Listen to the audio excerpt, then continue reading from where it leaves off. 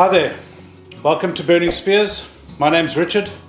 Today I'm going to be making garlic and Parmesan mashed potatoes.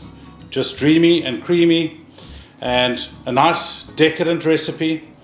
Very simple, and it's a big hit, especially with the lamb shanks that I'll be pairing it with that are going on the go in the Kamado Joe.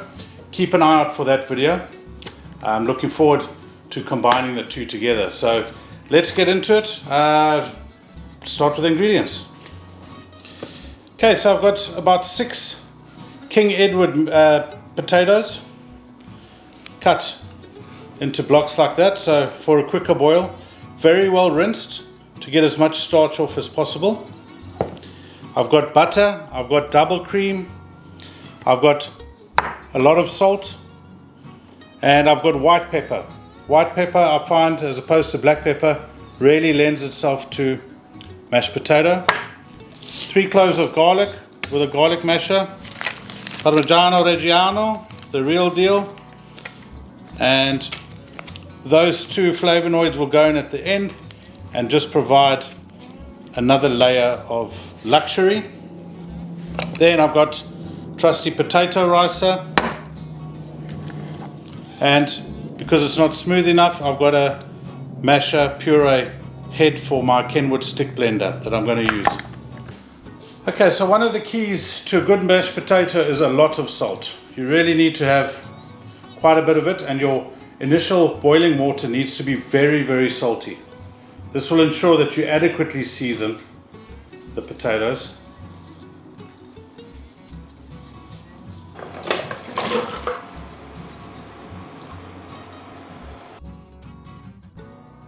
Okay, so if you're boiling for a little over 10 minutes, you don't want to overdo them. They must just be fork tender, just break apart. You don't want to take them too far and let them become waterlogged or anything like that. So I'm going to go strain them, put them in a bowl and let them steam dry before I start ricing and mashing.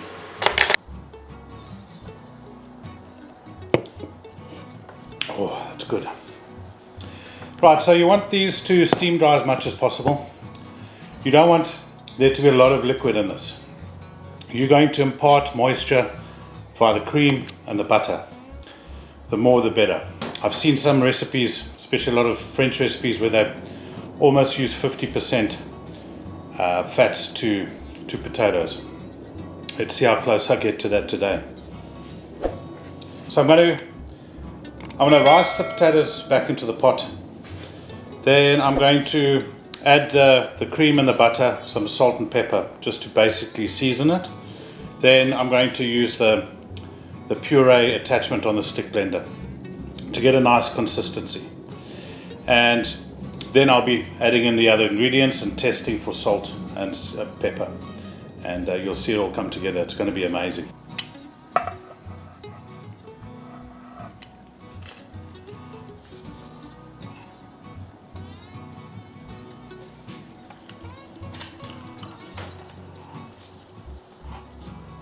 Okay, so I'm going to put this on a low heat. This is because these have obviously cooled down and we need to let the fats develop throughout.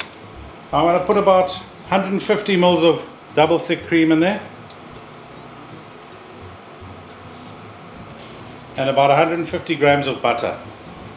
A bit of salt in there. A bit of pepper.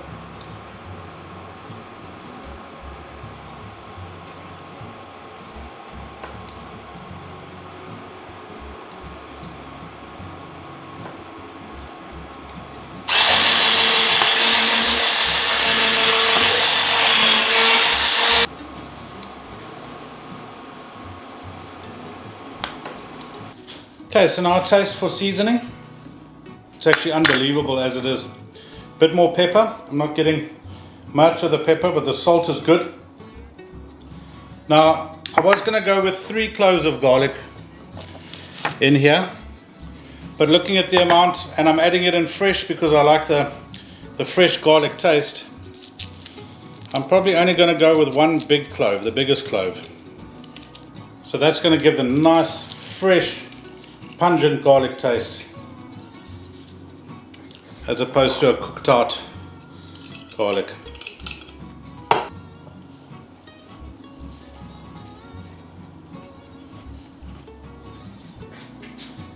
And some Parmigiano Reggiano. Got a great Italian accent, I do.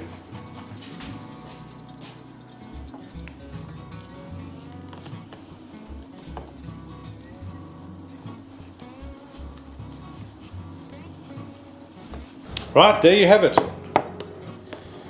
You're aiming for a great creamy consistency, naturally by the ingredients that you saw. But it must be like a dough, it rolls cleanly. And it's still fairly thick. And it keeps its shape perfectly. So that's a good mash in my books.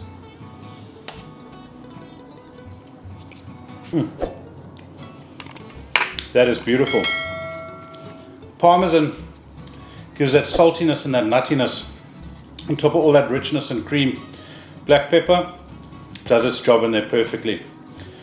This is a great recipe, so this reheats really well because of the fat content in it.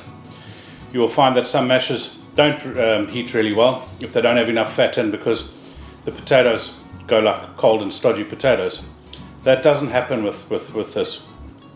So what I'll be doing is put a lid on this, and then it's great to either reheat slowly on the pan just before you need it, and you can prepare this a fair bit before time because of how easy it reheats, or you can pop it in the microwave. Either way, if you need to loosen it up or whatever, you add a bit of that cream and just whip that cream through, and that'll give it some more moisture in that, but you shouldn't really need to. And I hope that all made sense. And this garlic and Parmesan mash is a winner. It's a jaw dropper. You've got to try this. You could add chives to this. You could add more garlic to it. I was going to really wring the garlic through, but then I decided to pull back, and I'm glad I did actually. That Parmesan shines a little bit more then, and as does the potato. So I hope you enjoyed this. Keep an eye out for the lamb shank video that this is going to pair with. It's going to be a great combination. So on that note, thank you, see you again, and that's it.